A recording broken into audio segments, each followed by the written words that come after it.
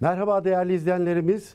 Doktor Tamer Haliloğlu ile Gerçek Sağlık programına hoş geldiniz. Her hafta olduğu gibi bu haftada yine Doktor Tamer Haliloğlu ile Gerçek Sağlık programında sağlığın gerçeklerini konuşmaya devam edeceğiz. Karşımda her zaman olduğu gibi, her hafta olduğu gibi Doktor Tamer Haliloğlu var. Hocam hoş geldiniz. Hoş bulduk Bülent. Bugün bir farkımız var. Canlı yayındayız artık. Evet, bugün canlı yayındayız. Hemen onu antiparantez belirtelim değerli izleyicilerimize. Programımızın ilerleyen dakikalarında sevgili seyircilerimiz canlı yayında sorularımızı da alacağız. Sizlerden gelen soruları da alacağız. Programda hemen alttaki KJ bandında görmüş olduğunuz telefon hattımızdan ya da WhatsApp hattımızdan bize ulaşarak sizler de sorularınızı iletebilirsiniz. Hemen bugünkü konumuzu da belirteyim sevgili izleyicilerimize. Horlama ve uyku apnesini konuşacağız. Toplumda sıkça görülen bir problem. Ne kadar görülüyor hocam? Siz hemen baştan onu sorayım var. Çok mudur yani hakikaten? Evet, aslında horlama herkesin derdi diyebiliriz. Yani istatistik olarak yapılan araştırmalarda toplumun %45'ine yakını horladığı ortaya neredeyse çıkmış. yarısı diyelim yani. Neredeyse yarısı. Yani biz bu salonda 10 kişiysek 4,5'umuz falan aşağı yukarı horluyor. Aslında ciddi yüksek bir sayı bir bu. rakam.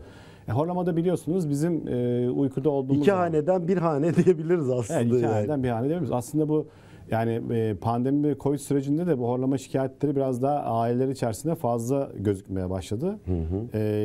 Hastalıktan dolayı değil tabii ki. İnsanlar aynı evin içerisinde uzun süre kaldıkları için Yani koronavirüsün buna bir etkisi olmadı yani. Koronavirüsün bir etkisi Herkes yok. Yani birbirlerinin farkına vardı aslında. birbirinin farkına vardı. Aynı evin içerisinde yaşadıkları için. Enteresan. En azından hani bizim için horlama daha çok yan odadan duyulan horlama sesi horlama olarak kabul edilir genelde. Genelde yazılarda falan genelde böyle başlar ama dediğim gibi bu pandemi süreci insanların evin içerisinde birlikte yaşamak tırnak içerisinde zorunda kalmalarıyla birlikte gerçekten çok gözükmeye başladı. Yani toplumumuzun %45'i yani aşağı yukarı yarımız muhakkak horluyoruz. Ama tabii burada küçük bir espri yapmak istiyorum. Erkekler horlar sadece, bayanlar horlamaz. Yani Ünlem koyacak mıyız hocam? Efendim? Erkekler horlar derken niye yani onu Genelde anlayamadım. kadınlar horlamaz. Yani onu öyle kabul etmemiz lazım. Nezaketen öyle. Nezaketen öyle diyelim yani. Peki. Ama dediğim gibi çok sık görülen yani aslında toplumun %40-45'i yüksek bir rakam. Dolayısıyla birazdan konuşuruz tabii ki. Ciddi sağlık problemleriyle ortaya çıkıyor. Aslında çok sık görülen bir şey. O zaman başlayalım isterseniz hocam yavaş yavaş. Sorularımı ben size her zaman olduğu gibi sizden saklı gizli hazırladığım, sizi göstermeden bu programa çıktığımız sorularımızı hemen peş peşe soralım size. Nasıl meydana geliyor horlama? Önce oradan bir başlayalım isterseniz. Sizin de önünüzde bir takım şeyler de var. Evet, ben görsellerin şeyleri şeyleri var burada. Sırası ya da yazısı var. Birkaç tane de ses de dinletmek istiyorum ben. Aslında burada hani biz diyoruz ya Doktor Tamer Haliloğlu Gerçek Sağlık. Yani biz burada sadece gerçeğin tamamını anlatacağız. Dolayısıyla horlamayla ilgili en azından bu programı izleyen sevgili Cem TV izleyici, sevgili Cem TV ailesi programdan sonra en azından horlama ile ilgili kafalarında daha net, daha kesin en azından böyle bir şikayetleri de varsa bundan sonraki süreçte işte olacakları tedavide, alacakları kendi başlarına alacakları önlemde biraz daha onlara kafasındaki soru işaretlerini netleştirmek istiyoruz. O yüzden ben biraz da hani dediğim gibi işin anlaşılır olması itibariyle biraz horlama ile ilgili birkaç ses dinletmek istiyorum. Ve horlamanın nerede oluştuğunu aşağı yukarı bizim horlama zaten biliyorsunuz biz canlı olarak nefes almak zorundayız. Nefesimizi burnumuzdan alırız. O burnumuzdan aldığımız nefes bizim dil kökü boğaz organımızdan, küçük dilimizin işte yumuşak damağımız oradan geçer. Ondan sonra bizim gırtlağımıza gelir. Gırtlağımızdan akciğerlerimize gider. Dediğim gibi nefes almadan yaşamamız mümkün değil. İşte bu nefes alma sırasında çıkan bir sestir aslında horlama.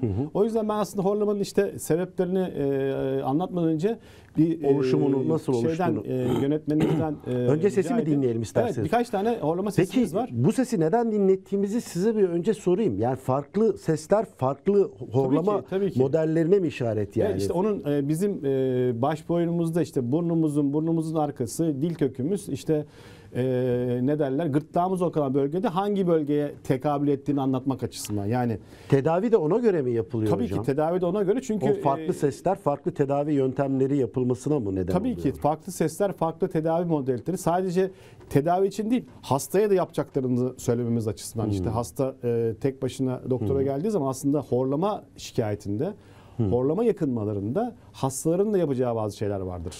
O zaman Hastanın üzerine düşen bazı görevler vardır. Onları da açıklamak açısından horlama sesinin farklılıklarını dinletmek istiyorum ben.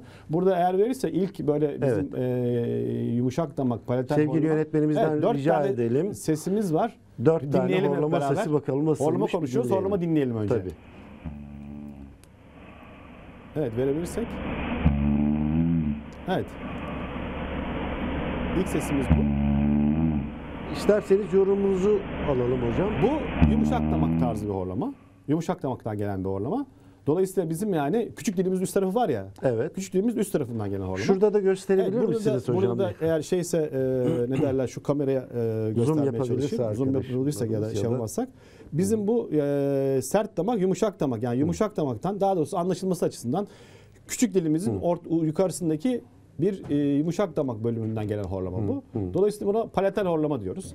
İkinci horlama sesini yani yumuşak damak, palatal bizim seyircilerimizin akıllarında kalmaz belki de yumuşak damak. Bir daha gösterirseniz hocam. Evet.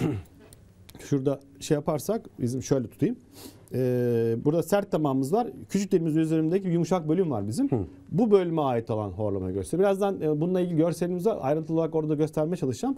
Bu yumuşak damak tipi horlama. Yumuşak damak orada neresi oluyor hocam? Yumuşak damak bizim yani biz ağzımızı açtığımız zaman tam baktığımız küçük dilimiz vardır ya. Onun üst tarafındaki o yumuşak bölüm. Yani önemli bir organımızdır aslında orası. Oradası biz yemek yediğimiz zaman, sıvıları yuttuğumuz zaman o bizim burnumuza geçmesini, kaçmasını engeller. Kapanır orası, burnuna kaç. O yüzden yumuşaktır. Orası oynar. Yani bir ne derler? Yaprak gibidir. Orası açılır, kapanır. Bu yumuşak damak tarzı horlama. Evet. Şimdi ikinci sesimizi... İkinci sesim o zaman bir daha ikinci sesimize bakalım.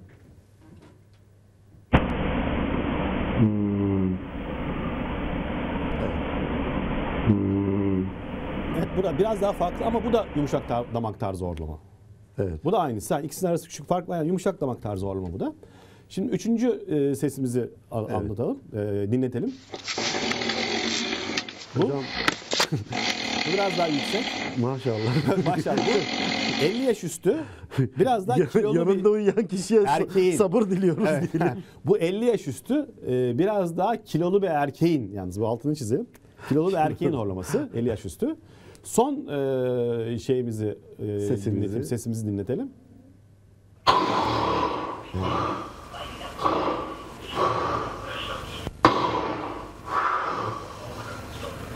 Bakın. Burada ses kesildi. Bu da halk arasında çok iyi bilinen uyku apnesi. Evet. Duruyor çünkü değil mi Evet, hocam? burada, Yani burada- bir periyodik bir ses Tabii. yok yani. Burada periyodik ses yok. Horlar yüksek bir bizim yani yüksek volümde nefes veririz biz. Yani hiperventilasyondur. Ben Türkçe karşılığını bulamadım. Hiperventilasyon ondan sonra solunum bir miktar durur. En tehlikelisi de bu değil mi Evet, hocam? en tehlikesi bu uyku apnesi. Evet. En önemlisi. Birazdan en gireceğiz tehlikelisi. Onun da detaylarına nedenini zaten. aşağı yukarı açıklamaya çalışacağım ben. Evet. Burada en tehlikelisi bu.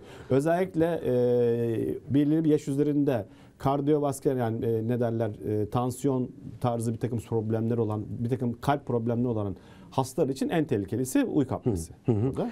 Bu 4 ayrı horlama sesine 4 ayrı tedavi yöntemi, 4 ayrı bakış açısı. 4 ayrı yaklaşım diyelim aşağı yukarı. 4 farklı yaklaşımla şey yapmak lazım. Bir de bu horlamanın yeriyle ilgili bir görselimiz var. Ben de hem sana anlatırken seyircilerin dinliyormuş hem de ekrandan burada açıklamaya çalışayım. Bu horlama yeriyle ilgili görselimi koyabilirsek burada da bizim hani biz nefes alıyoruz. Nefesimiz bizim burnumuzdan geçiyor. Arkasından bizim o yumuşak damak dediğimiz yani küçük dilimizin üzerindeki yere geliyor. Dil köküyle olan yere geliyor. Oradan yumuşak bölümden de geçiyor. Geçtikten sonra da bizim gırtlağımızdan yani ne derler sesimizin çıktığı ses tellerimiz oradan bizim akciğerlerimize doğru gidiyor. Dolayısıyla horlama yeriyle ilgili görselimizi koyabilirsek burada orada biraz daha açıklama şansı olacağım. O görsel konuna kadar şuradan anlatmaya çalışayım. Şimdi biraz daha iyi gözüküyordur. Birazdan görsel gelir. Yani bizim burnumuz aslında rigid bir yapıdır. Yani sert bir yapıdır. Kemikten ve kıkırdaktan oluşur. Dolayısıyla buradan hava geçerken biraz daha hani eğer bir deviyasyon gibi tıkanıklığımız yoksa veyahut da burada bir kemik eğrilimiz yoksa, sinüzitimiz yoksa, burada burun etlerimiz şiştiyse buradan rahat rahat geçer. Ondan sonra horlama yeriyle ilgili bir görselimiz vardı. Horlama yeri. Geldi hocam horlama ile ilgili. Horlama yeri görselimiz vardı. Adı horlama yeri olacak. Onu koyabilirsek. Yönetmen arkadaşımızdan rica edeceğiz. Oradan yumuşak damak bölümüne gelince birden hava burada. Evet, burada çok daha iyi gözüküyor. Biraz daha burada anlatmam kolay olur. Burada görüldüğü gibi burundan geçerken biraz daha rigid bir ortamdan geçer. Yani sert bir yerden geçer hava. Fakat yumuşak damak ve dil köküne, yani ağzın içerisine geldiği zaman burası biraz daha yumuşak bölgedir. Dilimiz bizim yumuşak bir bölgedir. Yumuşak damağımız adı üstünde zaten. Yumuşak bir bölgedir. Orada bizim bademciklerimizin etrafında olan yapılar, orası da yumuşak bölgedir. Bademciklerimizin yumuşak bölgedir. Dil kökü yumuşak bir bölgedir. Ondan sonra tekrar bir sert organlar, yani kıkırdaktan veya biraz daha sert yapılardan başlayan organlar başlar. Yani bizim gırtlağımız başlar. Gırtlağımızdan sonra da akciğerlerimize gelir. Horlama işte burada bizim o yumuşak damak dediğimiz, biraz önce örneğini göstermeye çalıştık. Yani yumuşak damak dediğimiz bizim, yani dil kökümüzün üzerinde, pardon, küçük dilimizin üzerindeki bölüm veya dil kökümüzde boğazlar arasındaki mesafe. İşte buradan geçen ses oradaki dokuların yapraklandırması sonucu horlama titreşim oluşturuyor. Tabii titreşim, o bir yapraklanma. Hani bir rüzgarda bir şeyin ne derler, bir yelken şeyi gibi, bezi gibi veya bezin yapraklanması gibi, o yapraklanmada oluşan biz o sesi duyarız. Evet. Dolayısıyla orada bir havanın geçmesine bağlı, orada dokularda çekilme, onu da açıklarız birazdan. O bu yapraklanmaya bağlı biz orada o sesi duymaya başlarız. Yani o biz yumuşak damak tarzı horlama dedik orada. Ondan sonra biraz dil kökü tarzı horlama dedik. Bir de 50 yaş üzeri, 55 yaş üzeri bir 150 kilo üzerinde, belki de 100 kilonun üzerinde bir erkeğin horlamasından bahsettik. İşte buradaki o yapraklanma horlama sesini ortaya çıkartır ve oradaki daralma da bizim akciğerlerimize giden hava miktarının, havanın içerisindeki oksijen miktarının azalmasına sebep olur. Evet. Ve böylece bu tablo böylece ortaya çıkar. Evet, horlama oluşur. O zaman az önce uyku apnesine girdik. Hemen uyku apnesi nedir? Horlama ile birbirine karıştırılan iki kavram aslında uyku apnesi. Bir onu anlatır mısınız hocam? Uyku apnesi. Burada aslında biz klinisyen olarak, doktor olarak horlamayla uyku apnesini birbirinden ayırmaya çalışıyoruz. Tek başına, bazı hastalar tek başına horlarlar. Bazı hastalar tek başına çok az horlama sesleri çok fazla çıkmasa bile, yani biz ortamda onların horlamasını çok fazla duymasak bile onlar uyku apnesi hastası olabilirler. Ya da ikisi bir arada olur. Hem horlar hem uyku İkisi apnesi bir arada, vardır. Tabii evet. ikisini beraber, ikisini ayrı ayrı ve ne derler, ikisini birlikte değerlendirmek gerekir. Sadece horlama mı? Sadece horlamayla beraber uyku apnesi veya tek başına bir uyku apnesi var mı yok mu? Çünkü biz çocuklarda da uyku apnesi görürüz. O konuya da geliriz. Dolayısıyla uyku apnesi bizim uykumuz sırasında, uykumuz ikiye ayrılır aslında. İki döneme ayrılır. Teknik olarak REM dönemi derler, non-REM dönemi derler. İkiye ayrılır basit olarak ve biz belirli aşamalarla uyku dönemlerini yaşarız. Dolayısıyla biz dediğim gibi aslında insan ömrünü 75 yıl olarak varsayarsak bunun 3'te biri, yani uykuda geçiyor. Yani uykuda geçiyor. 25 yılımız uykuda geçiyor. Dolayısıyla biz dinlenmiş bir şekilde bir ertesi güne hazırlanmak zorundayız. Dolayısıyla 8 saatte uykumuz sırasında bu REM dönemi ve non-REM dönemi yaşanır. Şimdi ayrıntısına falan çok girmeyeceğim. Evet. Non-REM dönemi 4'e ayrılır. İşte hafif uyku vardır, derin uyku vardır, rüya dönemleri falan vardır. Onlar önemli değil. Önemli olan biz bu prosesi, REM dönemini ve non-REM dönemini hiç kesintisiz bir şekilde uyanmadan yaşamamız gerekir ki biz dinlenmiş dinç vaziyette kalkabiliriz. Peki uyku apnesi burada nereye devreye giriyor? İşte burada uyku apnesi şöyle bir bizim fizyolojimizi, normal uyku düzenimizi şöyle bozuyor. Biz dediğim gibi bizim o yumuşak damak bölümümüzdeki, dil kökü bölümümüzdeki daralmadan dolayı biz oksijeni yeterince akciğerlerimize gönderemediğimiz için uyku sırasında horlarken veya horlamazken bizim kanımızdaki karbondioksit miktarı yavaş yavaş yükselmeye başlıyor. Bu yükselmeyi algılayan beyin de, beynimiz çok akıllı biliyorsun. Evet, tabii ki. Bunu algılayan beyin de dolayısıyla bana fazla oksijen lazım, kardeşim sen ne yapıyorsun deyip devreye girip bizim o sıradaki solunumumuzu durduruyor. Evet. Durdurup çok derin bir şekilde nefes almamızı refleksini uyandırıyor. O sırada da işte bizim uyku apnesi dediğimiz olgu ortaya çıkıyor. Ve yani uykuda nefes durması uyku apnesidir. Ve burada en önemli şey, uykuda nefesimiz duruyor. Bunu yapan beyin bana da fazla oksijen lazım diyor. Ne yapıyorsun diyor. Bana oksijen gönder diyor. Dolayısıyla bizim nefesimizi durdurup hızlı bir şekilde nefes almamızı sağlıyor. Böylece biz oksijeni çok daha fazla miktarda alıp akciğerlerimize gönderip dokularımıza yaymaya çalışıyoruz. Ve bu arada ne oluyor? Uykuda bizim uykumuz bölünüyor. Yani biz uyanıyoruz. Yani bu REM ve non-REM dönemlerini yaşayamıyoruz. Tekrar başa alıyoruz. Bu sefer ne oluyor? Sabahleyin biz dinlenmiş bir şekilde kalkamıyoruz. Bazı hastalarımız var, der ki sabah top patlasa yani uyandıramazlar beni, sabah kalkamıyorum. Veya işte öğlen olunca uykum geliyor. İşte öğleden sonra hafif bir şeyler yersem uykum geliyor, uyuyorum. Veya ufak bir otobüs yolculuğunda uyukluyorum. İşte en kısa şeylerde uyukluyorum ve akşamleyin televizyonun karşısında çok kolay uykuya dalıyorum diye şikayetleri. Dolayısıyla bizim buradaki uyku apnesinin önemi, bizim o uyku kalitemizin bozulup uyanmamız ve bizim dediğimiz gibi fizyolojik uyku dönemleri yaşayamamamız ve dinlenmiş bir şekilde kalkmamıza sebep oluyor. Uyku apnesinin önemi burada. Yani uykuda sağlıklı nefes alabilmenin günü rahat geçirmemize yol açtığını söylüyorsunuz. Yani artık bu zor ne derler, hayat şartlarının zor olduğu dönemde insanlar işlerine güçlerine biraz daha dinlenmiş, biraz daha uykularını almış, biraz daha performansları yüksek olabilecek şekilde yani potansiyel enerjileri yüksek bir şekilde gitmeleri lazım. Uyku apnesi bunu bozan etmenlerden bir tanesi. Uyku apnesi o yüzden önemsiyoruz. Yani basit horlayan bir hasta, basit horlayan bir erkek belki dinlenmiş kalkabilir ertesi günü. En azından yanındaki eşi veyahut da işte beraber aynı odada yattığı kişiler bundan rahatsız olurlar. Ama dinlenmiş kalkabilir. Ama uyku apnesi varsa onun uykusu bölünecektir. Dinlenme söz konusu değil. Dinlenmek kalkamayacaktır. Dolayısıyla gündüz performans işi. Özellikle dikkat işlerinde, dikkat gerektiren işlerde uyku apnesinin önemi vardır. Evet. Özellikle meslek muayenelerinde, bazı mesleklerin muayenelerinde özellikle uyku apnesi artık soruluyor. Şeyin içerisine girdi, rutin içerisine girdi. Uyku apnesi var mı? Bir takım mesleklerde çok daha Örneğin tehlikeli. pilotlarda uyku apnesi soruluyor. Yani şoförler, uzun yol şoförlerinde. Evet, zaten biliyorsunuz uzun yol şoförlerinde veya en büyük kaza sebepleri gece belli bir saatte şoförlerin uyuması. Hocam siz aynı zamanda uçuş hekimisiniz. Dolayısıyla o pilotların uyku apnesi problemini iyi bir tetkik etmek durumunda olduğunuzu düşünüyorum. Ne derler, pilotların rutin muayenelerinde gemi adamları için belki geçerlidir. Dikkat işlerinde çalışan diğer insanlar için geçerlidir. Pilotların rutin muayenelerinde artık uyku apnesi şeyi var, bölüm var. Onunla ilgili bir Epworth skalası, bir skala var. O skalaya ilgili şeyleri dolduruyorlar ki uyku apnesi var mı yok mu öğrenmek için. Dikkat gerektiren işlerde önemli bu. Evet.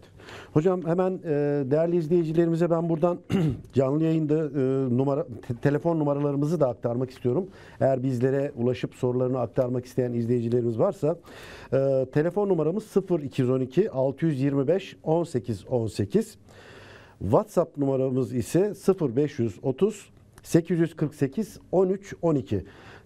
İzleyicilerimiz hem telefondan hem de WhatsApp'tan bizlere ulaşıp sorularını iletebilirler. Her tür soru ama daha çok konumuzla ilgili tabii ki. Bugün konumuz horlama. Bugünkü konumuz horlama ve uyku apnesi. Bu sorularımızı Tamer hocamıza canlı yayında iletebilirsiniz. Bugün ilk canlı yayınımızı yapıyoruz. Zira artık bundan sonra canlı yayında karşınızda olmuş olacağız. Evet, canlı yayın bence daha dinamik, daha ne derler, benim hoşuma giden bir yayın tarzı. Daha önce de Bülent'le de çok tecrübemiz var canlı yayın konusunda. Sizinle hep canlı yayın yaptık hocam. Evet, burada aslında sadece gerçeğin kendisi diyoruz ya, işte Bülent'i her programda ben tanıtmayı unuttum girişte. Bülent deneyimli bir gazetecidir, sağlık muhabiri alanından gelme. Dolayısıyla buradaki bizim mottomuza, sloganımıza uygun. Yani bu sağlıkla ilgili gerçekleri burada konuşulmayanları konuşacağız. Yani konuşulmayanı konuşmaya çalışacağız. Evet. Peki o zaman horlayan insanlar aslında horlama. Evet. Horlama aslında neyin belirtisi olabilir? Bir yandan onun bir gizli öznesi var mıdır? Horlayan insan aslında bize neyi ifade ediyor hocam? Aslında horlama yani hastalık olarak kabul eden bir takım konseptler var. Basit bir bulgu olarak kabul edilen konseptler de var. Biz aslında horlamayı diğer kulak burun boğazı ilgilenen bir takım hastalıklar oluyor. Biz aslında horlamayı biraz bulgu olarak kabul ediyoruz. Yani bir önemli hastalıkların bulgusu olabilir. Yapılan araştırmalarda özellikle horlayan insanların biraz daha kardiyovasküler kalp damar hastalıkları ile ilgili biraz daha tandasların eğilimlerinin fazla olduğu falan gösterilmiş. Veya genel yaşam şekilleriyle ilgili veyahut da işte genel fizyolojiyle ilgili biraz daha işte normalden kilolu, normalden belki de olması gerektiğinden biraz daha fazla kiloya sahip. Belki de bazı kötü alışkanlıkları olan, işte sigara gibi, alkol gibi bir takım kötü alışkanlıkları olan bireyler olduğu ortaya konmuş. Dolayısıyla horlama bir takım hastalıkların aslında belirtisidir. Biz horlayan hasta geldiği zaman biz diyoruz ki bu bulgu arkasındaki sebepleri araştırmak lazım.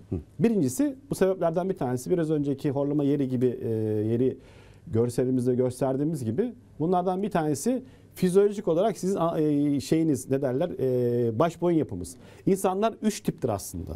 Yani bir tanesi biraz atletik bir tiptir. Bir tanesi biraz piknik bir tiptir ve bir tanesi asterik bir tiptir. Yani daha çok biz toplumumuzda atletik tipler biraz daha fazladır.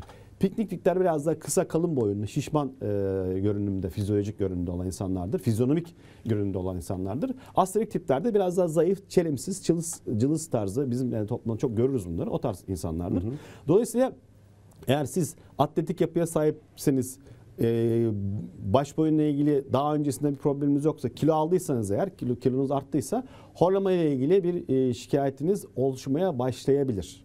Dolayısıyla biz diyoruz ki size ait sebeplerden dolayı horlama sizin yaşam şekliniz, işte kilo almanız, bir takım hastalıktan habercisi olabilir. Dolayısıyla biz bunu genelde bu minvalde yani bir belirti olarak değerlendiriyoruz ve öncelikle horlayan hastanın bizim için en önemli şeylerden bir tanesi üst solunum yolları, kulak burun boğaz yani geniz ve o biraz önce dediğimiz yumuşak damak muayenesi bölgesidir. Oraya çok iyi bakmak lazım. İkincisi de hastanın kendi durumudur. İşte boy kilosu oranı düzgün mü? İşte herhangi bir kardiyovasküler tansiyonla ilgili bir şikayeti var mı yok mu? Evveliyatından geçirmiş olduğu önemli hastalıklar işte burunla ilgili herhangi bir rahatsızlıklar, herhangi bir alerji gibi durumları var mı yok mu? Bunları mümkün olduğu kadar irdelemeye çalışırız. Ve horlayan hastayla ilgili, horlayan hastam geldiği zaman ben her zaman şunu söylerim. Özellikle işte gereğinden fazla kilosu varsa, bir takım kötü alışkanlıkları varsa, düzensiz bir hayatı varsa, işte gece geç yatıyorsa, erken kalkıyorsa, dinlenemiyorsa bunları ben muhakkak özellikle 40 yaş üzeri ya da 50 yaş üzeri muhakkak bir kardiyoloji görüşü istiyorum bu hastalardan. Evet. Çünkü bu hastalarımız ileride hem kardiyovasküler hastalıklara aday oluyorlar. Yani tansiyon gibi, koroner kalp hastalığı gibi hastalıklara aday oluyorlar. İkincisi de şeker gibi özellikle bir takım kronik uzun süren hastalıklar. Hepsi birbiriyle bağlantılı aslında. Hepsi birbirine bağlı. Dolayısıyla buradan ele alma. Dolayısıyla horlama diyoruz. Belki sizin şu anda sizi muayene ettik. Çok güzel. Basit horlamanız var. Şunu şöyle çözebiliriz ama işte 40-45 yaşlarındasınız. 50'ye merdiven dayamışsınız. Erkeksiniz. Kadınlar horlamıyor biliyorsun. Şimdi gelecektim oraya. Dolayısıyla sizin bundan sonraki dönemde işte ailenizde kalp hastası olan var mı? Anne, baba, teyze, hala onlarda bir kalp hastası olan var mı? Onları soruyoruz. Evet. İkincisi ailenizde şeker hastası var mı? Onları soruyoruz. Dolayısıyla siz diyoruz ki bundan sonraki dönemde işte kardiyovasküler hastalıklarla ilgili bir takım işte şeker gibi bir takım kronik hastalıklar adaysınız. Dolayısıyla bunun önlemini şimdi alabilirsiniz. İşte şunları yapın, şu doktora gidin ve şöyle bir biz horlama için size şunu yapabiliriz diyoruz. Aslında dediğim gibi horlama aslında horlamayı bir belirti, bir semptom olarak almak lazım. Yani bir belirti olarak almak lazım. Bir hastalık olarak kabul etmemek gerekiyor. Çünkü arkasında bir takım gizli... Başlı başına bir hastalık değil, bir şeylerin belirtisi. Tabii belirtisi olabilir. Örneğin hastanın bileyim bundan 10 yıl sonra şeker hastası olmaya aday bir hastalığı olabilir. Aile tandansı eğilimi vardır. İşte annesi şeker hastasıdır. Atıyorum işte babasında bir gelen bir şey var. Dolayısıyla bu hasta biz diyoruz ki bundan sonra dikkat et kardeşim, işte kilona dikkat et, sporunu yap, düzenli yaşa, sigara içiyorsan bırak. İşte şunları yap diyor. Dolayısıyla bir takım önemli hastalıkların belirtisi olabilir. Evet. Hocam şimdi dediniz ya kadınlar horlamıyor falan diye, ben de sıradaki sorum aslında oydu. Siz cevabını verdiniz ama sahiden soruyorum. Yani kadınlar gerçekten horlamaz mı? Ya bu aslında tabii ki yani o işin şakası. Bir espri miydi? Oran olarak biraz daha azdır aslında. Yani erkeklerin horlama yani 3'te 2'ye 3'te 1 diyebiliriz kadınların horlama yapısını yani görülme sıklığını. Erkeklere göre biraz daha azdır ama kadınlar da horlar tabii ki. Biz yani buna 3'te 2 oranında erkekler 3'te 1 oranında. Aşağı yukarı öyledir. Yani erkekler daha fazla horlar, kadınlar biraz daha az oranında ama kadınlar da horlar. Kadınlar da biraz önce saydığım tüm bu horlamayla birlikte hastalıkları için adaydırlar. Yani kardiyovasküler hastalıklar, işte kalp damar hastalıkları gibi, şeker hastalığı gibi bir takım kronik hastalıklar adaydırlar tabii ki. Yani kadınlar da horlar ama az horlar. İşte bayanlara burada pozitif ayrımcılık yapıp onlar horlamaz diye işte biraz da konuya dikkat çekmek için söyledim onu.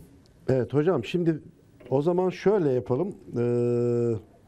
Uyku apnesinin tedavisi nedir diye WhatsApp'tan bir izleyicimiz soru sormuş. Aslında uyku apnesinin şu anda tedavisine girmek üzereydim ki sizden bir soru geldi. Evet. Sonrasında kadınların horlaması ile ilgili bir sorum daha olacak ama onu sonraya bırakalım. Değerli izleyicimiz uyku apnesini işliyorken bu sorusuna cevap vermiş olalım. Hocam uyku apnesinde tedavi nedir? Kolay mıdır? Zor mudur? Öncelikle onu sormak istiyorum. Ben burada hasta gelmiş karşıma, uyku apnesi bulgusu var. Ben onu polisomnografi denilen gece uyku testine göndermişim veya o elinde gece uyku testi sonucuyla gelmiş. elinde. Ben ona bakmışım. Hastada kesinleşmiş, tanısı konmuş bu uyku apnesi var. Ne yapabiliriz diye ben burada hastama konuştuğum gibi konuşmak istiyorum burada. Şimdi birincisi eğer... Önce bir uyku testine girmesini tavsiye ediyorsunuz. Tabii ki. Uyku odasında bir gece uyuyor. Bir gece uyuyor. O verileri alıyorsunuz tabii siz. Ki. Tabii Ondan sonra onu o şekilde ona değerlendiriyorsunuz. Çünkü bu uyku testinin, gece uyku testinin bir skoru oluyor bizde. Bize sonuçla geliyor. Dedim ya, biz horlamaya başlayınca üst solunum yollarımızdaki tıkanıklığa bağlı olarak akciğerlerimiz yeterince oksijen alamadığı için karbondioksit miktarımız, kandaki karbondioksit miktarımız yükselir. Yükseldiği için beynimiz bunu algılar. Bir dakika kardeşim der ve bize uykumuzu, nefesimizi durdurup derin bir nefes almamızı sağlar. Burada şeyimiz ne derler, uykumuz bölünür, biz uyanırız. Yanımızdaki de belki bizle beraber uyuyan insan da uyanır.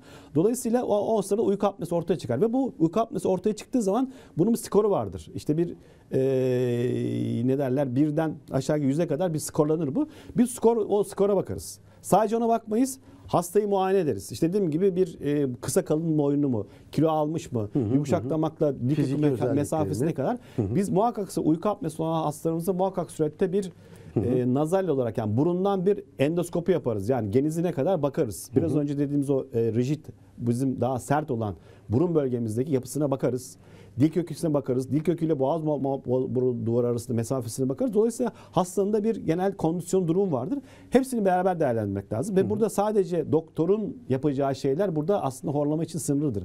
Horlama için, yani biz gerçeğin tamamını anlatacağız ya.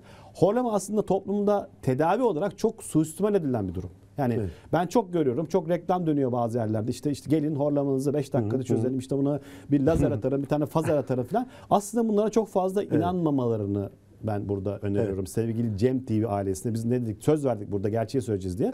Bunlara çok fazla inanmamalarını özellikle çünkü internette sürekli karşımıza çıkan bir takım reklamlar. Hasta çekmek, bu konuda çekmek için yanıltıcı oluyor. Çünkü horlamanın %100 bir tedavisi yok.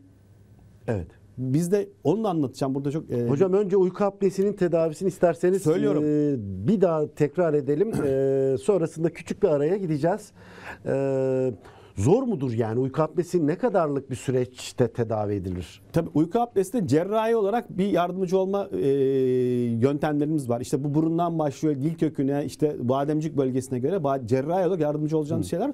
Bir de hastaya yüklediğimiz bazı görevler var. Örneğin hasta işte 1.80 boyunda ama işte 96 kilo. Diyoruz ki 16 kilo vereceksin.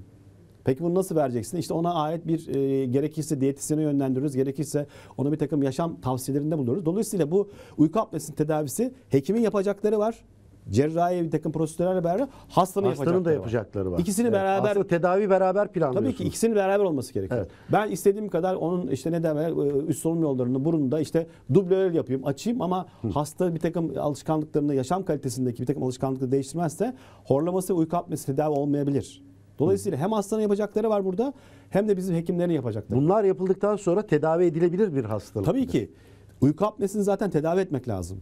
Dediğim gibi eğer hasta kardiyovasküler, yani kalp damarla ilgili bir takım şikayetleri varsa, özellikle koroner bir takım arter hastasıysa, koroner hastasıysa uyku apnesi onun için çok tehlikeli bir süreç. Ne gibi tehlike olabilir işte, hocam? Yapılan araştırmalar şunu göstermiş. Özellikle kardiyak hastalarda, yani koroner kalp hastalarında uyku apnesi gece kalp durması gibi bir takım ani ölüm sebepleri arasında yer almış. Evet, çok tehlikeli. Tabii çok tehlikeli. Çok tehlikeli. O zaman mutlaka buradan sevgili izleyicilerimize, Cem TV izleyicilerine hemen mesajımızı verelim ve araya gidelim diyorum. Mutlaka uyku apnesini bir kulak burun boğaz uzmanına danışarak tedavi ettirin. Aksi takdirde kardiyolojik problemler, kalp durması gibi vesaire benzer problemlerle karşılaşabilirsiniz. O zaman hocam bir küçük araya gidelim. Tekrar bir arada olmak üzere diyorum. Okay. Evet. Az sonra görüşmek üzere. Kısa bir aradan sonra tekrar birlikteyiz değerli izleyicilerimiz. Cem TV ekranlarında Gerçek Sağlık programında Doktor Tamer Haliloğlu ile sağlığın gerçeklerini konuşmaya devam ediyoruz. Hemen ikinci bölümde tekrar WhatsApp ve telefon numaralarımızı hatırlatarak girmek istiyorum. Telefon numaramız 0212 625 1818. WhatsApp numaramız 0530 848 1312. Sizlerden gelecek olan uyku apnesi ve horlama ile ilgili soruları buradan, bu telefon numaralarından bekliyoruz değerli izleyicilerimiz. Konumuz uyku apnesi ve horlama. Hocama hemen tekrar sormak istiyorum. Hocam sizin internette, sosyal medyada bir takım videolarınız var tabii ki. Özellikle horlama ile ilgili çok esprili videolarınıza da rastladım. Orada horlamayla uçakların uçuş mekanizmalarını birbirine bir benzetme durumu söz konusu. Neden benziyor mu ki yani? Tabii orada bir fizik kanunu var. Fizik kanunu çok benziyor. Biraz önce ben aslında buna şey yapmak için bu yayının başında hocam uçağımız kalksın. Şu uçağımızı getirelim. Evet, uçağımız burada. Aslında aynı fizik kanunuyla burada işliyor. Bizim dediğim gibi dil kökümüz yumuşak damak bölümümüzdeki dokular şeydir, yumuşaktır. Yani kemik gibi, kıkırdak gibi yapılar değildir. Sert yapılar değildir. Dolayısıyla bir fizik kanunu var. Buna da Bernoulli efekti denir. Bunu internetten yazan izleyicilerimiz rahatlıkla bulabilirler. Uçaklarda bu Bernoulli efektine göre uçarlar zaten. Ben orada espri olsun da şunu söylemiştim. İşte erkekler horlamazsa uçaklar uçmaz. Çünkü aynı. Orada bu şeye dikkat çekmek için. Dolayısıyla Bernoulli efektinde de... Uçağı icat etmiş olanlar acaba o horlamanın mekanizmasına göre mi? O zaman da horlama o kadar bildiklerini olabilir. zannetmiyorum. 1912'ler falan galiba. Wright kardeşlerin ilk uçuşu. Dolayısıyla aynı etkidir. Yani burada da bir ortamda hızlanan havanın basıncı düşer. Temel prensip budur. Bizde biz uçak hareket ettiği zaman kanatların üzerinden bildiğiniz gibi hava geçer. Aynı zamanda kanadın altından da hava geçer. Kanadın üzerinden geçen hava kanadın şeklinden dolayı biraz daha kanadın altına göre kısa mesafedir. Uzun mesafeden geçen hava diğer tarafta birleşeceği için hızlı hareket eder. Yani kanadın üzerinden geçen havanın hızıyla kanadın altından geçen havanın hızı farklıdır. Evet. Üstündeki hızın artmış olması, yüksek olması, alttan geçen hızın düşük olması üstten geçen havanın basıncını düşürür. Evet. Düşürdüğü zaman burada bir vakum etkisi yaratır. Evet. Bu vakum etkisiyle de uçak ne derler? Havalanır, biz uçarız. Evet. Yani çok enteresan hocam. evet, Bernoulli İlk defa efekti. öğreniyorum Uçaklar ben. böyle uçar. Başka türlü uçması mümkün değildir. Dolayısıyla ben de dedim ki uçaklar uçmazsa, erkekler horlamazsa uçaklar uçmaz. Uçaklar uçmazsa da kadınlar seyahat edemez. Dolayısıyla aynı efekt de bizim dil kökümüzde, boğaz doğrumuzda vardır. Orada bizim ne zaman burnumuzdan geçen hava dil kökümüzde, yani o yumuşak damak bölümünde hızlandığı için oradaki basınç düşer. Oradaki basınç düştüğü için de oradaki yumuşak dokuları bir içeri doğru çeker. Evet. Çektiği zaman da o hızlı hareket eden havadaki hareket oradaki yapraklanmaya, yani bir sese, aynı zamanda da o dokuların içeri çekilmesine bağlı orada bir daralmaya sebep olur. Evet. Bu daralma ne yapar? Daraldığı için hava rahat, çok yüksek miktarda geçemediği için bizim akciğerlerimize giden oksijen miktarını düşürür. Evet. İşte uçaklarla uçma ve Bernoulli efektinin ne derler esprisi burada. Aynı mekanizma burada geçerlidir. Erkekler horlamazsa uçaklar uçamaz Uçaklar diye. uçmazsa O sloganı kadınlar- oradan türettik. kadınlar diyorsunuz seyahat yani. edemez. Boş bir slogan değil. Evet, Hocam Bernoulli efekti.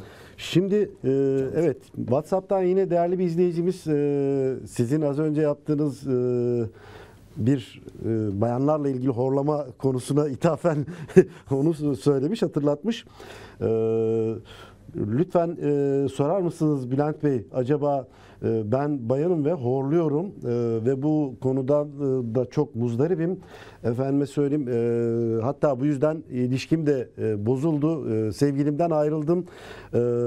Hocam neden öyle söylüyor acaba? Gerçekten bayanlar horlamaz diye mi böyle bir gerçek var diyeceğim ama yani espri olduğunu gördüm diyor. Hocam ben diyor ne yapmalıyım diyor. 30'lu yaşlarda bir bayanım ve horlamadan muzdaribim diyor. Evet, yani bayanlar erkeklere daha az horlarlar. Yani biz esprisi, bayanlar horlamaz dememiz esprisi daha az horlarlar. İşte muayene etmek lazım. Genç hasta 30 yaşlarında. Evet. İşte muayene etmek lazım dedim. Biraz önce dedim ki burun içerisi, dil kökü, yumuşak damak bölgesi, bizim akciğerlerimize giden bölgeye bir endoskopik olarak bakmak lazım. İkincisi boyuna, kilo endeksine, boy kilo endeksine bakmak lazım. İşte hangi tipe giriyor, işte atletik tip mi, piknik tip mi, hatta işte astrik tip mi? Artı kötü alışkanlıkları var mı? Örneğin sigara içiyor mu? Veyahut da işte ne derler, alkol aldıktan sonra mı horluyor? Bir takım kötü alışkanlıklarını falan da burada irdelemek gerekiyor. Evet. Bütün bunları değerlendirmek lazım. Ama burada genç horlayan bayan hastalarımıza yardım etme, yani gerek cerrahi olarak gerekse işte ne derler, tıbbi olarak yardım etme şansımız biraz daha fazla. Dolayısıyla vücut volüm, vücut ne derler sıkılıkları veya volümleri biraz daha yaşlılara göre, biraz daha ileri yaşlı olan insanlara göre de biraz da iyi olduğu için bunlara cerrahi olarak biraz daha fazla yardımcı olabiliyoruz. Evet. En azından horlamasını ortadan kaldırabiliriz. Peki horlamaya geri döndük. Uyku apnesini geride bırakmış olduk. Hemen sormak istiyorum. Horlama sevgiliden ayırabiliyor demek ki. İnsanlar ilişkilerini bozabiliyor. Sevenler ayrılmasın canım. Yani. Peki internette gezinirken gördüm program öncesinde horlamanın cinselliği etkilemesi gibi bir durumda söz konusu mudur hocam? Tabii ki etkile. Çünkü dediğim gibi biz dinlenmiş kalkamıyoruz ki. Bütün fizyolojimiz bozuluyor. Vücudun her türlü fonksiyonunu etkiler. Yani stres yaratır. Gün içerisinde dinlenmeme veya yorgun eve gelme bütün vücut dinamiğini bozar. Tabii ki yani buna ait yayınlar var. Etkiler. Özellikle uyku apnesini etkilediğine ait yayınlar var. Evet. Peki o zaman yavaş yavaş tedavi seçeneklerine girelim mi hocam? Horlama ile ilgili tedavi seçenekleri. Uyku apnesini anlattık size. Size horlama şikayetiyle gelen hastalara siz nasıl bir prosedür uyguluyorsunuz hocam? Bunu aşama aşama anlatmanızı rica ediyorum. Birincisi iyi bir anamnez, yani iyi bir sorgulama, iyi bir tıbbi öykü ve iyi bir muayene yapmak gerekiyor. Yani özellikle güzel bir endoskopi burun muayenesi genizine kadar, yani geniz bölgesine kadar, dil kökünün kamerayla giriyorsunuz herhalde. Biz ona baş boyun endoskopisi diyoruz. Aslında bizim kulak burun boğaz sahasının, kulak burun boğaz hekimliğinin bir kolay tarafı vardı. Biz bakınca görürüz elimizde alet edevat cihaz varsa. Bu kolaylıktan yararlanıp biz iyi bir dil köküne ve gırtlağına kadar, yani gırtlak bölgesine, ses tellerine kadar muhakkak iyi bir şekilde bakmak lazım. İkinci dediğim de tıbbi öyküsü hastanın. İşte kilolu mu, kötü alışkanlıkları var mı, işte yaşam kalitesi nasıl? Bütün bunları tek tek irdelemek gerekiyor. Sigara burada çok önemli faktörlerden bir tanesi. İnsanlar bunu göz ardı ediyorlar ama ben sigara içen hastalarımıza her zaman için şunu söylüyorum. Sigara diyorum sadece zararlı bir dumanı içeren, zararlı partikülleri içeren bir ajan değil. Aynı zamanda sigaranın sıcak özelliği var. Yani bir sıcak bir dumanı siz ağzınız vasıtasıyla akciğerlerinize doğru çekiyorsunuz. Bunun bir sıcak özelliği, yani ısı var. Bu ısı bizim buradaki hem üst solunum yollarımızdaki, boğaz yollarımızdaki, gırtlak içerisimizdeki, gırtlak kapağımızdaki, ses tellerimizdeki o bölgeyi etkiliyor. Biz nasıl kışın bir sobanın yanında oturun, üzerinizde pantolonunuz ve üzerinde bir şeyiniz olsa bile o taraftaki bacağınızı kızardığını görürsünüz. Aynı etki vardır sigara. Sigaranın ısı etkisi vardır. Sigara içiyor mu içmiyor mu bu özellikleri Alkol? sorulur. Alkol düz kasları gevşettiği için horlamayı otomatik olarak arttırır. Evet. Bazı insanlar sorar normalde ben horlamıyorum ama alkol aldığım zaman horluyorum falan derler. Bunun tamamen etkisi var. Dolayısıyla iyi bir anamnez, iyi bir hastanın kondisyonu, fizik durumu, iyi bir muayene ve bundan sonra ne yapacaklarımızı konuşuyoruz. Dediğim gibi ben diyorum ki hastalarıma. Yani ameliyatsız olarak da tedavi edebiliyoruz diyorsunuz. Tabii ki ameliyatsız neler yapabiliriz onu söylüyoruz. Mesela basit horlaması. Ameliyat seçeneği de var diyorsunuz. Tabii basit horlaması var hastanın. Gelmiş işte biraz kilo almış son zamanlarda. Biraz yaşam kalitesi bozulmuş. İşte sigaraya başlamış. Ya diyoruz sen bir git. Bir 3-4 hafta şu ilaçları kullan. İşte ayda 3 kilo olmak üzere. Biz ayda 3 kilo diyoruz. Ayda 3 kilodan fazla vermeyin diyoruz. Çünkü gelir alırsınız. Bizim fizyolojimiz buna daha yatkın. Ayda 3 kilo diyoruz, şu kilona gel. Mesela işte 15 kilo fazlan var. 3 kere 5 15. 5 ay sonra bir gel diyoruz. Bir bakalım tekrar. Şikayetlerini geçmiş. Ondan sonra cerrahi prosedürler oluyor. Çünkü dediğim gibi horlama özellikle günümüz tıbbında, tırnak içerisinde günümüz tıbbında çok fazla suistimal edilen bir konu. Yani herkes işte ben bir cihaz aldım, şöyle bir yöntem buldum, şunu yapıyorum, %100 tedavi ediyorum. %100 tedavisi yok bunun. Evet. Yani kim %100 tedavi ediyor? İstismar edilen bir sağlık edilen bir konu. Yani problemi. literatürde yok ki %100 tedavisi. Olsa dükkan sizin yani. Gelin yapalım deriz yani. Yok öyle bir şey. Evet. Dolayısıyla diyoruz ki öyle bitkisel tedavilerle falan çözümü var mı hocam hakikaten? Yok, maalesef yani yok. İnternette çok fazla kirli bilgiye ulaşıyoruz bu konuyla ilgili. Yani uyku apnesinde bizim önerdiğimiz SIBAP cihazları var. Gece onları Onu falan da soracaktım. Evet, onları öneriyoruz. Evet. Onları öneriyoruz. Onların faydası oluyor. Hani hastanın uyku apnesi var. Çeşitli prosedürler yapılmış. Ancak tedavisi olamamış. Cerrahi olarak yapacaklarımızı yapmışız. Buna rağmen hasta bazı şeyleri değiştiremiyor. Yani 40 kilo veremiyor veyahut da bir takım yaşam kalitesi. O zaman SIBAP cihazını öneriyoruz. Çünkü dedik ya kardiyovasküler bir tehdidi var bunun. Dolayısıyla bizim uyku sırasında uyku kalitemizi almamız lazım. Kanımızdaki oksijen miktarının yüksek olması gerekiyor. SIBAP'ı burada biz öneriyoruz. Ama bunun sosyal sorunları var. Hocam bu cerrahi maskelerin yatarken kullanılmasında bir sıkıntı yaşanıyor mu peki? Ya hasta için aslında rahat. Belki Yani hasta... evli diyelim, eşiyle Yani- beraber uyuyor. Yanında maske Ya takmış bir şimdi insan düşünün, yatıyor yanınızda sabaha bir kadar. F-16 pilotu uyuyor yani. Maske var. Yani bu çok konforlu bir şey değil. Zaten Ses çıkarıyor mu hocam? Tabii ki bir miktar ses çıkartıyor. Yani yanındakini uykusunu bozacak kadar rahatsız ediyor. Zaten biz şu durumu görüyoruz. Rahatsız ediyor yani. Uykuyu Tabii, bozacak kadar. Sibap kullanan hastalarımız genelde odalarının ayırdığını biz duyuyoruz yani söylüyorlar. Çünkü gerçekten bununla ilgili şikayet olmayan bir insan yanında Sibap cihazı yatan birisinin gürültüsünden şey yapabilir. Rahatsız olup uykusu bozulabilir. Ama dediğim gibi Sibap'ın bir amacı var. Yani öneriyoruz bunu. Bazı hastalarda faydası var. Dediğimiz gibi hastanın oksijen miktarının belli düzeyde olması gerekiyor. İşte bir takım kronik hastalık da var. Bu hastalarımıza biz bunu öneriyoruz. Bazılarını diyoruz ki seyahate gittiğiniz zaman yanınızda falan götürün diyoruz yani. Evet, evet. O yüzden Sibap cihazının tabii ki faydası var. Faydası var. Peki, Ama sosyal olarak yani kullanılması zor. Yani Zor. dediğim gibi sosyal bir takım sıkıntıları var. Sibap cihazı ömür boyu mu kullanılan bir şey, kullanılması gereken bir şey? Tabii ki uyku apnesi devam ettiği sürece kullanmak lazım. Sibap cihazını. Eğer ki problem bittiyse bırakabiliyorsunuz. Tabii ki. Tabii dedim ya hasta bazı yaşam kalitesiyle ilgili bir takım şeyleri değiştirebilirse kilo gibi bir takım veya kötü alışkanlıklar gibi Sibap'ı kullanmayacak duruma da gelebilir. Cerrahi yöntemlere ne zaman başvurmak gerekiyor hocam? Şimdi cerrahi yöntemde birincisi gerçekten cerrahi bir endikasyon varsa bir kere yapmak lazım. Yani hastada baktınız burunda kemik eğriliği var, burun etleri büyümüş, onları bir kere küçülteceksiniz. Yani bizim nazal hava yolundan havanın bir kere rahat geçmesi lazım. Aşağı doğru iniyoruz yumuşak damak bölümünde. Yumuşak damakların iri büyük bademcikler var, oraya tıkıyor. Orada geçen havanın iyice basıncını düşüren bir etmen, o iyice dokuların kollaps olması etmen. Bir kere bunları almak lazım. Artı son yıllarda özellikle dil köküyle ilgili bir takım prosedürler çıktı. Robotik cerrahiler falan diyor ama bunlarla ilgili de ben hastalara şunu söylüyorum. Bununla ilgili biraz bekleyin diyorum. Çünkü dil kökü bölgesi bizim özellikle gırtlak kapağımız o bölgede robotik bir takım cerrahi onların rezeke edilmesinin bir takım hala bir soru işaretleri var. Çünkü bizim hem yumuşak damağımız hem de dil kökümüz yutmamızla ilgili çok önemli bir fonksiyonu görüyor. Siz düşünün eskiden özellikle lazerle horlama tedavileri vardı. Onlar tamamen kalktı biliyorsun. Artık uygulanmıyor. Bir ara çok yoğundu hocam. Çok yoğundu. Modaydı yani ne resmen tıpta bir şey moda olmaz ama oldu. Evet. Herkes işte dil kökünü yumuşak damağını işte küçük dilini falan lazerle falan aldırdı ama bunlar da görüldü ki zaman içerisinde hem horlamaya bir faydası yok hem de hastanın çok önemli olan yutma fonksiyonu bozuluyor. Yani siz bir su içerken bile ben şimdi eski lazerle horlama cerrahisi olmuşum. Ben bir su içiyorum. Su içerken bile benim su genizime kaçabilir. Çok konforsuz bir durum bu. Evet. Yutkunurken bizim tükürüğümüz bile genizimize kaçabilir. Dolayısıyla o tarz cerrahilerden vazgeçildi. Biz diyoruz ki mümkün olduğu kadar dil kökünde işte bu robotik cerrahi gibi cerrahilerde hala bir soru işaretiyle yaklaşın. Henüz kesinlenmiş çok literatüre böyle gömülmüş, kabul edilmiş sonuçları yok bunların. Artı eskiden lazer cerrahisinde olduğu gibi lazer cerrahisi bırakıldı artık. Yani küçük dilikler mümkün olduğu kadar küçük dil artık çok fazla rezek edilmiyor. Veya orada bizim yumuşak damağımızda bir kasımız var. O kasımız kasılıyor ki geriye doğru bizim yutulduğumuz zaman genizimizi kapatıyor. Onun bir fonksiyonu var.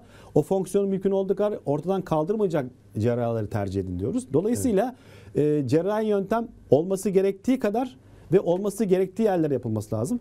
Cerrahi dediğim gibi biraz sınırlı ama çok faydalı. İkincisi de hastaya düşen bir takım görevler. Hastanın yapması gereken şeyler. Evet. Dediğim gibi boy, kilo vesaire. Dolayısıyla horlama cerrahisi Yani toparlarsak aslında şunu demek istiyorsunuz. Horlamanın hem cerrahi olmayan hem de cerrahi olan yöntemleri var. Ama doğru hastaya cerrahi tedavi uygulandığında bu tedavi şansı yükseliyor. Kesinlikle. Bir de aslında, ömür boyu bu problemi çekmek tabii, zorunda değil insanlar. Hasta, biz dedik ya hasta horlama şikayetiyle geliyor ve uyku apnesi şikayetiyle geliyor. Siz ona biraz da hastayı bu tarz şeyler yaparken hem bir cerrahi prosedürü uygularken hem de takım şöyle söylerken hastayı aslında şikayetiyle ilgili aydınlatıyorsunuz aynı zamanda. Evet. Yani şimdi hiç horlama şikayetiyle gelmiş. Hiç mesela kardiyolojiye gitmeye hiç niyeti olmayan veya bir endokriniciye, şeker doktoruna hiç niyeti olmayan hastayı siz oraya yönlendirmiş oluyorsunuz. Hastayı aslında biraz da bilinçlendiriyorsunuz burada. Evet. Bizim yaptığımız yöntem aslında bir çok geniş bir perspektiften, geniş bir yelpazeden bakmak gerekiyor her horlama hastasına. O yüzden diyorum ben horlamaya ilgili tek bir tedavi, tek bir cerrahi yöntemi önerdikleri zaman biraz durun ya. Yani olay o kadar basit değil. Olayın çözümü de o kadar kolay değil aslında diyoruz yani burada. Evet. Önemli olan durum bu. Ümitsizliğe kapılmayın diyoruz değerli Tabii ki. izleyicilerimize.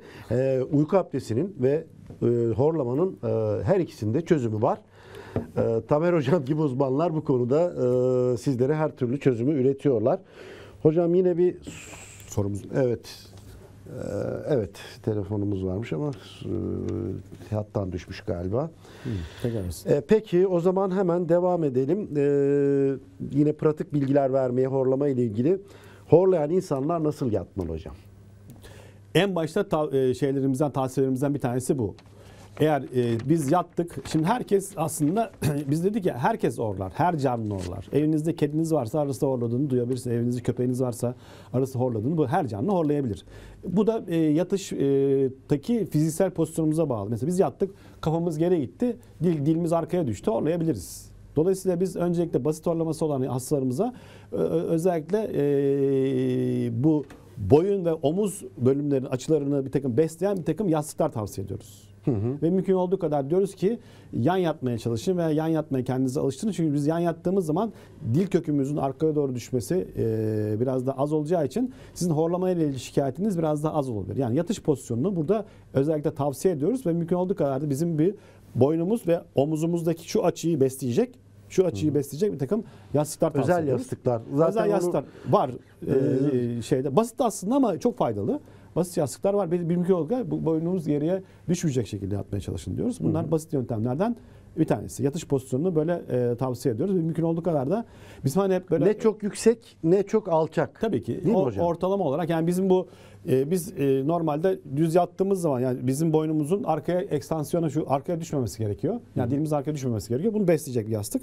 Veya yan döndüğümüz zaman bizim boyun ve omuz açımızı destekleyecek. Yani boynumuz ne böyle olacak fazla olacak veya omuzu çok daha fazla kalkacak. Dolayısıyla bu açıyı besleyen yastıklar size faydalı olur diyoruz. Ortopedik özelliklere Ortopedik sahip. özellikle yastıklar burada daha faydalı. Yatak da aynı şekilde midir hocam? Yataklar önemli. Yatakların konforlu olması lazım. Biraz daha hani Yumuşak mıdır, sert mi olması gerekiyor horlayan benim genelde insanların genel yatağı? tıbbi pratiğimde biraz daha orta yumuşaklıkta yastık yani yatakları tercih etmelerini öneriyoruz. Burada sert yastıklar biraz daha insanları rahatsız ediyor. Çünkü biz uyuduğumuz sırada çeşitli pozisyonlar alıyoruz. Bazen sırt üstü yatıyoruz, bazen yan yatıyoruz, bazen dönüyoruz. O uyku dönemlerinde yaşadığımız bir takım özelliklerine göre bizim uyku pozisyonumuz değişiyor.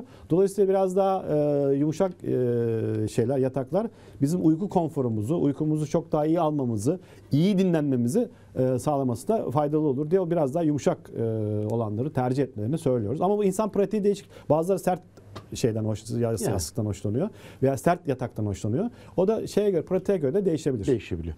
Burun bantlarını tavsiye ediyor musunuz hocam? Ben özellikle burun bantlarını tavsiye ediyorum bazı hastalarımıza. O dediğim gibi biraz buradaki nazal valv açısını biraz genişlettiği için burundan biraz daha rahat nefes almayı sağlıyor. Tabii, Tavsiye ediyorum. Kullanabilirlerse. Ben de bir ara kullanmıştım çünkü rahatlattığını fark ettim yani. Ama orada onun arkası var tabii. Burun bantı kullanmak zorunda kalan hastanın genelde burun kemiğinde eğrilik, yani burunla ilgili bir cerrahi prosedüre ihtiyacı olduğu anlaşılıyor aslında. Ben operasyon geçirdiğim için o dönemde kullanmıştım.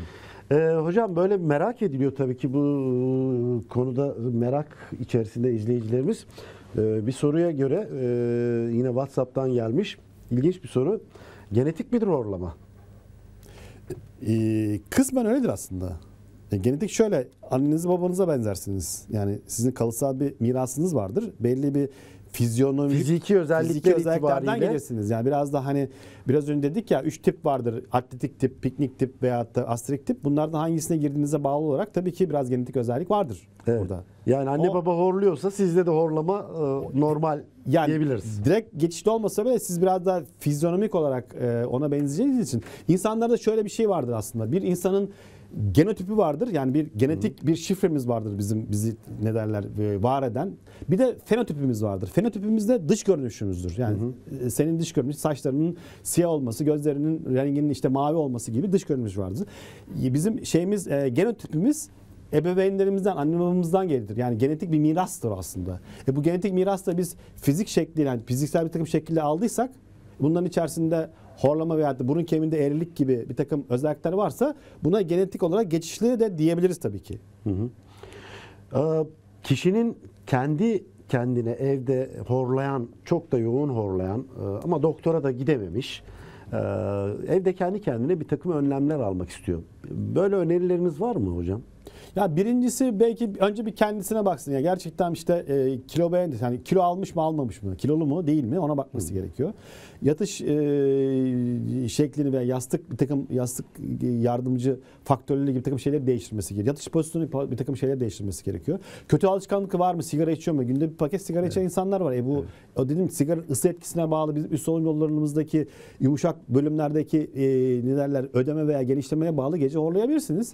Bununla ilgili bir takım önlemler alınabilir. Yani insanların kendi kendine yapacağı şeyler biraz önce kendisine bakması lazım. İşte kötü alışkanlığım var mı? Kilo aldım mı? İşte düzenli yaşıyor muyum? İşte düzenli besleniyor muyum? Düzenli dinleniyor muyum? Düzenli uyuyabiliyor muyum? Uyku ortamım ne? Yani yatak odası şartları ne? Gürültülü bir ortamda mı evleri atıyorum? Veya işte bütün bu faktörler çok önemli. Uykuya dalmadan önce, uyumadan önce bir takım spreylerle nefes almayı rahatlatmak da bu çözümlerden birisi olabilir mi? Tabii ki kullanabilirler. Nefes açıcı bir takım spreyler onları kullanabilirler. Onları tavsiye ediyoruz. Biz uzun süre bizim tavsiye ettiğimiz bir takım uzun süre kullanılan burun spreyleri var. Biz horlayan hastalara bunları genelde veriyoruz ki mümkün olduğu kadar üst solunum yollarındaki ödemi, oradaki şişliği biraz azalsın diye. Onları falan çok rahatlıkla falan kullanın. Özellikle uykudan önce sık ama bir doktor tavsiyesi. Evet, yani sabah akşam diyoruz. Sabah akşam genelde işte uykudan önceki zamana falan denk geliyor. Biliyorsun 8'ler kuralı var. 8 saatler. 8 saat çalışıyoruz. 8 saat özel hayatımızda 8 saatte uyuyoruz. Uykudan önceki o 8 saat özel yaşantımız içerisinde o spreyleri falan kullanıp yatabilirler. Evet. Hocam hakikaten bu sizin de söylediğiniz gibi neredeyse toplumun yarısında görülen bir %45. problem. Ben sağdan soldan duyuyorum. Gerçekten ayrılanlar, eşinden Onun ayrılan sebebi insanlar horlama var. değildir canım. Bilmiyorum yani başka nelere yol açıyor? Gerçekten çok ciddi bir soruna. Tabii ki sosyal bir sorun aslında. Yani Parmakla kolay bir söz şey bunu. değil. Yani horlama şikayet olan birisiyle aynı odada uyuyan bilir bunun şeyini sonuçta. Bir de eşler bu konuda sağlıkla ilgili bir problemi var mı yok mu? Özellikle uyku apnesinde korkup eşini, kocasını ya da karısını da çoğunlukla kocasını tabii erkeği doktora getirenler. Çünkü o sırada kalp krizi mi geçiriyor? Ne oldu buna? Bir şey mi oldu? Nörolojik bir durum mu oldu? Veyahut da beyin kanaması bir korkup doktora gelenler falan da var. Aslında önemli bir sosyal sorun bu. Evet, evet. Önemli sosyal bir sorun. Yani Tabii ki. gerçekten toplum içerisinde özellikle ne bileyim evlenme aşamasındaki insanlar için belki sevgilisinden ayrılmasına neden olabilecek bir sorun. Hani şey var. Evlenenler için yine evliliğini bozabilecek düzeye gelebilecek yani bir sorun. o kadar bilmiyorum. Çok fazla özele giriyor ama evlilikten önce bazı testler var ya belki horlama testi de istenebilir. Sağlıklı uyku uyuyamadığı için, nefes alamadığı için işiyle ilgili sorunlara uyku apnesinden dolayı. Tabii ki iş performans düşüklüğü o kişinin iş yerindeki yani ne derler üstüyle, ustabaşıyla veya üstüyle olan ilişkilerini bozar.